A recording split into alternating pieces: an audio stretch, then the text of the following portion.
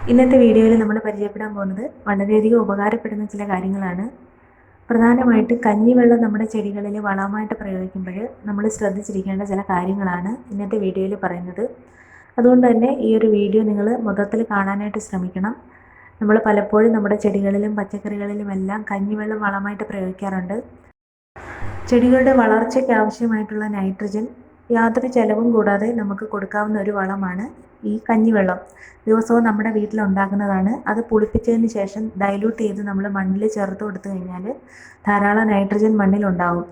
പക്ഷേ ഇത് നമ്മൾ സ്ഥിരമായിട്ട് മണ്ണിൽ ഇങ്ങനെ ഒഴിച്ചു കൊടുത്തു കഴിഞ്ഞാൽ ഒരുപാട് ജീവാണുക്കളുണ്ടെങ്കിൽ, മണ്ണിൽ കുറേ ജീവാണുക്കളുണ്ടെങ്കിൽ മാത്രമേ ഇതിനെ വിഘടിപ്പിച്ച് വളമാക്കി മാറ്റുവാൻ സാധിക്കത്തുള്ളൂ. പക്ഷെ നമ്മൾ ദിവസവും ഇതുപോലെ കഞ്ഞിവെള്ളം ഒഴിച്ചുകൊണ്ടിരുന്നാൽ മണ്ണിൽ സമ്പുഷ്ടമായിട്ട് ജീവാണുക്കൾ കാണത്തില്ല. അപ്പോൾ മണ്ണിൽ ധാരാളം ജീവാണുക്കൾ വരുന്നതിന് വേണ്ടിയിട്ട് കഞ്ഞിവെള്ളത്തോടൊപ്പം നമുക്ക് മറ്റൊരു സാധനം ചേർത്ത് കൊടുക്കാം. ഇതിൻ്റെ പേര് അസോസ്പൈറില്ലം എന്നാണ്. ഇതൊരു ജീവാണു വളമാണ്. നമ്മൾ സാധാരണ സ്യൂഡോമോണാസ്, ട്രൈക്കോഡെർമയൊക്കെ ഉപയോഗിക്കുന്നത് പോലെ ഒരു ജീവാണു വളമാണ് ഈ അസോസ്പൈറില്ലം. ഇതിൻ്റെ പ്രധാന ധർമ്മം മണ്ണിൻ്റെ ക്വാളിറ്റി വർദ്ധിപ്പിക്കുക എന്നതാണ്. അപ്പോൾ മണ്ണിൻ്റെ ക്വാളിറ്റി എന്ന് വെച്ച് കഴിഞ്ഞാൽ മണ്ണിലുള്ള ജീവാണുക്കളുടെ എണ്ണത്തിൽ വർധന വരുത്തുക. അപ്പോൾ ഈ ആഗിരണം ചെയ്യപ്പെടുന്ന വളത്തിൻ്റെ തോത് വളരെയധികം കൂടുതലാവുന്നതിന് ഈ അസോസ്പൈറില്ലം നമ്മളെ സഹായിക്കും. നമ്മുടെ ചെടികൾക്ക് ആവശ്യമായിട്ടുള്ള നൈട്രജൻ അന്തരീക്ഷത്തിൽ നിന്ന് പോലും ആഗിരണം ചെയ്തെടുക്കാനായിട്ട് അസോസ്പൈറില്ലം ചേർന്ന മണ്ണിന് സാധിക്കുന്നു. സൂക്ഷ്മജീവികളുടെ എണ്ണം മണ്ണിൽ പെരുകിപ്പിക്കുന്നു എന്നതാണ് അസോസ്പൈറില്ലത്തിൻ്റെ പ്രധാന ധർമ്മം എന്ന് നമ്മൾ പറഞ്ഞു. അപ്പോൾ ഇത് മിക്ക വിളകൾക്കും ചെടികൾക്കുമെല്ലാം നമുക്ക് പ്രയോഗിക്കാവുന്നതാണ്. പക്ഷേ ഇത് പയറുവർഗ്ഗങ്ങൾക്ക് ഉപയോഗിക്കാനായിട്ട് പാടില്ല. കാരണം പയറുവർഗ്ഗങ്ങളിൽ നൈട്രജൻ്റെ ആഗിരണം ഉണ്ട് സ്വാഭാവികമായിട്ടും. അതുകൊണ്ട് തന്നെ നമ്മൾ പയറുവർഗ്ഗങ്ങളിൽ ഈ അസോസ്പൈറില്ലം സാധാരണയായിട്ട് പ്രയോഗിക്കാറില്ല. ഈ ജീവാണുവളം നമ്മൾ ചെടികളിൽ പ്രയോഗിച്ചു കഴിഞ്ഞാൽ ചെടികളുടെ വളർച്ചയ്ക്കും വേരിനും ശക്തി കൂട്ടുന്നത് മാത്രമല്ല, ചെടികളുടെ ഉൽപ്പാദനം, അതായത് പൂവിടൽ വർദ്ധിപ്പിക്കുകയും ചെയ്യുന്നു. നമ്മൾ ചെടികളിലും പച്ചക്കറികളിലും എല്ലാം ഇത് പ്രയോഗിക്കാവുന്നതാണ്. കുരുമുളക്, നെല്ല് തുടങ്ങിയ വിളകൾക്കൊക്കെ അസോസ്പൈറില്ലം ഉപയോഗിച്ച് കഴിഞ്ഞാൽ റൂട്ടിങ് വേഗത്തിലാക്കും. അതുപോലെ തന്നെ മറ്റ് നൈട്രജൻ വളങ്ങളെ നമുക്ക് ഒരു പരിധി വരെ ഒഴിവാക്കുകയും ചെയ്യാം. മണ്ണിലുള്ള സ്വാഭാവികമായിട്ടുള്ള നൈട്രജൻ്റെ ആഗിരണം വളരെയധികം വേഗത്തിൽ ആക്കാനായിട്ട് ഇത് സഹായിക്കുന്നു. കേരളത്തിലെ മണ്ണിൽ നിന്ന് വേർതിരിച്ചെടുത്തിട്ടുള്ള ഗുണമേന്മയുള്ള അസോസ്പൈറില്ലം വേണം നമ്മൾ വാങ്ങാനായിട്ട്. അപ്പോൾ നമ്മൾ കേരളത്തിലാണ് താമസിക്കുന്നത്. കേരളത്തിൽ കൃഷി നടത്തുമ്പോൾ നമ്മുടെ മണ്ണുമായിട്ട് യോജിക്കുന്ന ഒരു ജീവാണുക്കളെ വേണം നമ്മൾ തിരഞ്ഞെടുക്കാനായിട്ട്. കേരള കാർഷിക സർവകലാശാലയുടെ ഔട്ട്ലെറ്റുകളിൽ ഇതിൻ്റെ കൾച്ചർ വാങ്ങാനായിട്ട് കിട്ടും. അപ്പോൾ നമുക്കത് വാങ്ങിയതിന് ശേഷം അത് ഒരു 10 മുതൽ 20 ഗ്രാം വരെ എടുത്തതിന് ശേഷം 1 ലിറ്റർ വെള്ളത്തിൽ ഡൈല്യൂട്ട് ചെയ്ത് ചെടികളിൽ തളിച്ചു കൊടുക്കാം. അപ്പോൾ നമ്മൾ ഡൈല്യൂട്ട് ചെയ്യുന്നതിൻ്റെ കൂടെ എപ്പോഴും എന്തെങ്കിലും ഒരു ജൈവവളം കൂടി ചേർത്ത് കൊടുക്കണം. അതുകൊണ്ടാണ് ഏറ്റവും നല്ലൊരു ജൈവവളവും ഏറ്റവും എളുപ്പത്തിൽ നമുക്ക് വീട്ടിൽ കിട്ടുന്നതുമായിട്ടുള്ള കഞ്ഞിവെള്ളത്തിൽ ചേർത്ത് വേണം നമ്മൾ അസോസ്പൈറില്ലം ചെടികളിൽ ഒഴിച്ചു കൊടുക്കേണ്ടത്. ഇതാണ് നമുക്ക് ഏറ്റവും കൂടുതൽ ഗുണം ചെയ്യുന്നത്. അപ്പോൾ നമ്മൾ എങ്ങനെയാണ് കഞ്ഞിവെള്ളത്തിൽ ഈ അസോസ്പൈറില്ലം ചേർത്ത് നമ്മുടെ ചെടികളിൽ പ്രയോഗിക്കേണ്ടതെന്ന് നോക്കാം. അപ്പോൾ ഇതാണ് അസോസ്പൈറില്ലം. ഇത് കൾച്ചർ രൂപത്തിലാണ് നമുക്ക് ലഭിക്കുന്നത്. ഇത് നമ്മൾ വെള്ളത്തിൽ ചേർത്ത് ഡൈല്യൂട്ട് ചെയ്തിട്ടാണ് ചെടികളുടെ ചുവട്ടിൽ ഒഴിച്ചു കൊടുക്കുന്നത്. അപ്പോൾ ഇത് നമ്മൾ വെറും വെള്ളത്തിലല്ല ചേർക്കുന്നത്, പഴകിയ കഞ്ഞിവെള്ളത്തിലാണ് ഇത് ചേർക്കുന്നത്. അപ്പോൾ ഞാൻ ഇതുപോലെ കഞ്ഞിവെള്ളം എടുത്ത് വെച്ചിട്ടുണ്ട്. അപ്പോൾ നമുക്ക് ഇതിൽ അസോസ്പൈറില്ലം ചേർത്ത് നമുക്കിത് ഡൈല്യൂട്ട് ചെയ്തെടുക്കാം. ഇതിന് വേണ്ടിയിട്ട് നമുക്ക് ഇതിൽ നിന്ന് 1 ടേബിൾ സ്പൂൺ അസോസ്പൈറില്ലം ആദ്യം ചേർത്ത് കൊടുക്കുക. അതിനുശേഷം നമുക്ക് ഇതിലേക്ക് ഈ കഞ്ഞിവെള്ളം ഒഴിച്ചു കൊടുക്കാം. അപ്പോൾ നമ്മൾ ഇതിനായിട്ട് എടുക്കേണ്ടത് കുറച്ച് പഴകിയിട്ടുള്ള കഞ്ഞിവെള്ളമാണ്. അപ്പോൾ നമ്മൾ തലേ ദിവസത്തേക്കാണെന്നുണ്ടെങ്കിൽ കുറച്ചുകൂടി നല്ലതായിരിക്കും. കുറച്ച് വെള്ളം ചേർത്ത് നമ്മൾ വെച്ച് കഴിഞ്ഞാൽ ഒരുപാട് അങ്ങ് കട്ടിയായി പോകത്തില്ല. അപ്പോൾ ഇതേപോലെ ഒരു പാത്രത്തിലാണ് ഞാൻ കഞ്ഞിവെള്ളം എടുത്ത് വെച്ചിരിക്കുന്നത്. ഇനി നമുക്ക് ഇതിലേക്ക് കഞ്ഞിവെള്ളം ഒഴിച്ചു കൊടുക്കാം.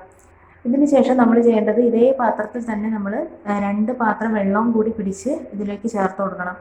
അല്ലാതെ ഈ ഒരു കട്ടി രൂപത്തിൽ നമ്മൾ ചേർത്ത് കൊടുക്കാനായിട്ട് പാടില്ല. നമ്മുടെ ചെടികൾ ഇതൊക്കെ ആഗിരണം ചെയ്യണമെങ്കിൽ വെള്ളം കൂടി ഉണ്ടെങ്കിലേ പറ്റത്തുള്ളൂ. ഒരു പാട പോലെ ഇല്ലെങ്കിൽ ഈ കഞ്ഞിവെള്ളം നമ്മുടെ ചെടികളുടെ ചുവട്ടിൽ നിൽക്കും. പിന്നീട് വെള്ളം താഴ്ന്നു പോകുന്നതിന് പോലും സാധിക്കത്തില്ല. അപ്പോൾ ഞാൻ ആദ്യത്തെ 1 കപ്പ് വെള്ളം ഒഴിച്ചു കഴിഞ്ഞു. ഇനി ഞാൻ 1 പാത്രം വെള്ളം കൂടി ഇതിൻ്റെ ഒപ്പം ചേർക്കും. അപ്പോൾ ഇതേപോലെ 1 പാത്രം വെള്ളം കൂടി എടുത്തു വെച്ചു. ഇനി ഇതും കൂടി നമുക്ക് ഇതിനോടൊപ്പം ഒഴിച്ചു കൊടുക്കാം. ഇനിയാണ് നമ്മൾ ഒഴിച്ചു കൊടുത്തതിന് ശേഷം നന്നായിട്ടൊന്ന് ഈ പാത്രം ഒന്ന് ഷേക്ക് ചെയ്തതിന് ശേഷം നമുക്ക് ചെടികളുടെ ചുവട്ടിൽ ഇത് കൊണ്ടുവന്ന് ഒഴിച്ചു കൊടുക്കണം. അപ്പോൾ നമുക്ക് പൂക്കുന്ന ചെടികളിലും അതുപോലെ തന്നെ നമ്മുടെ പച്ചക്കറികളിലും എല്ലാം നമുക്കിത് ഉപയോഗിക്കാം. നമ്മൾ പയറ് വർഗ്ഗങ്ങളിൽ ഒഴികെ മറ്റെല്ലാ ചെടികളിലും നമുക്ക് ഈ ഒരു വളം പ്രയോഗിക്കാവുന്നതാണ്. ഈ ജീവാണുവളം നമ്മൾ ചെടികളിൽ പ്രയോഗിക്കുന്നത് എപ്പോഴും ഒരു ജൈവ വളത്തോടൊപ്പം ആയിരിക്കണം. അപ്പോൾ നമ്മൾ ഇത് കഞ്ഞിവെള്ളത്തോടൊപ്പം ഉപയോഗിക്കുന്നത് അതുകൊണ്ടാണ്. അപ്പോൾ നമുക്ക് കഞ്ഞിവെള്ളം അല്ല നമ്മൾ ചാണകത്തളിയൊക്കെയാണ് പ്രയോഗിക്കുന്നതെങ്കിൽ അതിൻ്റെ കൂടെയും നമുക്ക് ഈ ജീവാണുവളം ചേർത്ത് പ്രയോഗിക്കാം. ഇനി അതുപോലെ ഈ ജീവാണുവളം നമ്മൾ കൂടുതലായിട്ട് ഇലകളിലല്ല സ്പ്രേ ചെയ്ത് കൊടുക്കേണ്ടത്, ഇതിൻ്റെ ചുവട്ടിൽ മണ്ണിലാണ് കൂടുതലായിട്ട് നമ്മൾ ഒഴിച്ചു കൊടുക്കേണ്ടത്. അപ്പോൾ നമ്മൾ ഇതുപോലെ ചട്ടിയിലൊക്കെ തിക്കായിട്ട് നിൽക്കുന്ന ചെടികളായതുകൊണ്ട് നമുക്കൊരിക്കലും അത് ഇലകളിൽ വീഴാതെ ഒരിക്കലും മണ്ണിലേക്ക് മാത്രം വീഴ്ത്താനായിട്ട് സാധിക്കത്തില്ല. അതുകൊണ്ടാണ് നമ്മൾ ഇലകളിൽ കുറച്ച് വീഴുന്നത്. പക്ഷേ നമ്മളിത് മണ്ണിലാണ് ചേർത്ത് കൊടുത്താൽ ഏറ്റവും കൂടുതൽ പ്രയോജനം കിട്ടുന്നത്. ഇതുപോലെ നമ്മൾ വീട്ടിലെ ആവശ്യത്തിനായിട്ട് വളർത്തുന്ന കുറ്റി കുരുമുളകിലൊക്കെ ധാരാളം കുരുമുളക് പിടിക്കുന്നതിനും അതിനോടൊപ്പം ചെടി നന്നായിട്ട് തിക്കായിട്ട് വളർന്നു വരുന്നതിനും നമുക്ക് ഇത് പ്രയോഗിക്കാം. അതുപോലെ നമ്മൾ മനസ്സിലാക്കി വെക്കേണ്ട മറ്റൊരു പ്രധാന കാര്യം, 3 രീതിയിൽ നമുക്ക് ഈ അസോസ്പൈറില്ലത്തെ നമ്മുടെ ചെടികൾക്ക് വേണ്ടിയിട്ട് പ്രയോജനപ്പെടുത്താം. ഒന്നാമതായിട്ട് ഈ വിത്തുകളിൽ ചെടികളുടെയും പച്ചക്കറികളുടെയും ഒക്കെ വിത്തുകൾ നമ്മൾ അസോസ്പൈറില്ലം ചേർത്തിട്ടുള്ള വെള്ളത്തിൽ കുറച്ച് നേരം ഇട്ടതിന് ശേഷം മുളപ്പിക്കാനായിട്ട് വെച്ച് കഴിഞ്ഞാൽ അതിൻ്റെ ഗുണമേന്മ കൂടും. ഒരു പരിധി വരെ അസുഖങ്ങളൊക്കെ വരാതിരിക്കും. അതുപോലെ ഹോർമോണുകളൊക്കെ വളരെയധികം വരും. റൂട്ടിങ് വളരെ പെട്ടെന്നാവും. വളർച്ച വളരെ പെട്ടെന്ന് കരുത്തോടു കൂടി വരും. ഇതിനൊക്കെയാണ് നമ്മൾ വിത്തുകൾ ഇതുപോലെ ഈ അസോസ്പൈറില്ലം ചേർത്ത വെള്ളത്തിലിട്ട് വെക്കുന്നത്. ഇനി അടുത്തതായിട്ട് ഈ തൈകൾ പറിച്ച് നടാൻ നേരത്ത് നമ്മൾ വേരുകൾ അസോസ്പൈറില്ലം ചേർത്ത വെള്ളത്തിൽ കുറച്ച് നേരം മുക്കി വെച്ചതിന് ശേഷം മണ്ണിലേക്ക് മാറ്റി നട്ട് കഴിഞ്ഞാൽ വളരെ കരുത്തോടു കൂടി പെട്ടെന്ന് വളർന്നു വരും. അപ്പോൾ ഇത് പ്രത്യേകിച്ചും തക്കാളി, പച്ചമുളക് ഇങ്ങനെയൊക്കെയുള്ള പച്ചക്കറികളിലും അതുപോലെ നമ്മൾ ചെടികളൊക്കെ ആണെങ്കിൽ വിത്തുകൾ നട്ട് കിളിർപ്പിച്ച് മാറ്റി നടുന്ന ചെടികളുടെയൊക്കെ വേരുകൾ ഈ വെള്ളത്തിൽ മുക്കി വെച്ചതിന് ശേഷം നട്ട് കഴിഞ്ഞാലും വളരെ പെട്ടെന്ന് വളർന്നു വരുന്നതായിട്ട് കാണുന്നുണ്ട്. ഇനി മൂന്നാമതായിട്ട് ഇത് പൊടി രൂപത്തിൽ തന്നെ ചാണകപ്പൊടിക്കൊപ്പമോ കമ്പോസ്റ്റിനൊപ്പമോ ഒക്കെ ചേർത്ത് ചെടികളുടെ ചുവട്ടിൽ നേരിട്ട് തന്നെ നമുക്ക് ഇട്ട് കൊടുക്കാം. അത് നല്ല ഡീകമ്പോസ് ആയിട്ടുള്ള ജൈവവളത്തോടൊപ്പം ചേർത്ത് വേണം നമ്മൾ ചെടികളുടെ ചുവട്ടിൽ ഇട്ട് കൊടുക്കാൻ. ഇത് ഈ ജൈവവളത്തിലെ പൂർണ്ണമായ തോതിൽ ചെടികൾ ആഗിരണം ചെയ്യുന്നതിന് ഈ ജീവാണുക്കൾ നമ്മെ സഹായിക്കും. വളരെ 10 മടങ്ങ് വേഗത്തിലാണ് ഇതിൻ്റെ ഒരു ആക്റ്റീവായിട്ട് ഇതിൻ്റെ ജീവാണുക്കൾ വളരുന്നത്. അതുകൊണ്ട് തന്നെ ചെടിക്ക് നമുക്ക് വളരെ പെട്ടെന്ന് ഇതിൻ്റെ ആ ഒരു റിസൾട്ട് കിട്ടുകയും ചെയ്യും. ഇനി നമ്മൾ മറ്റൊരു കാര്യം ശ്രദ്ധിക്കേണ്ടത്, മറ്റേതൊരു ജീവാണുവളവും പോലെ തന്നെയാണിതും.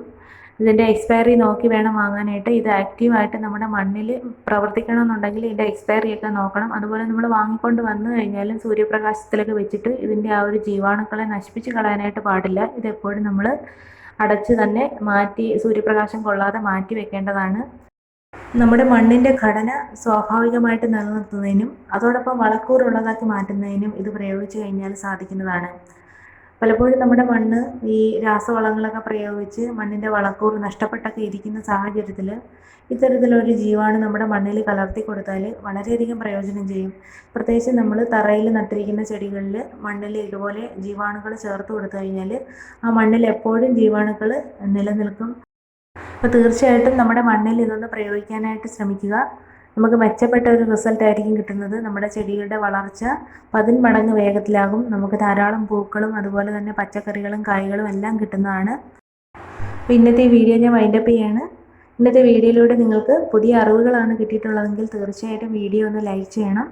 അതുപോലെ നിങ്ങൾക്ക് ചാനൽ ഇഷ്ടമായിട്ടുണ്ടെങ്കിൽ തീർച്ചയായിട്ടും ചാനൽ ഒന്ന് സബ്സ്ക്രൈബ് ചെയ്യണം.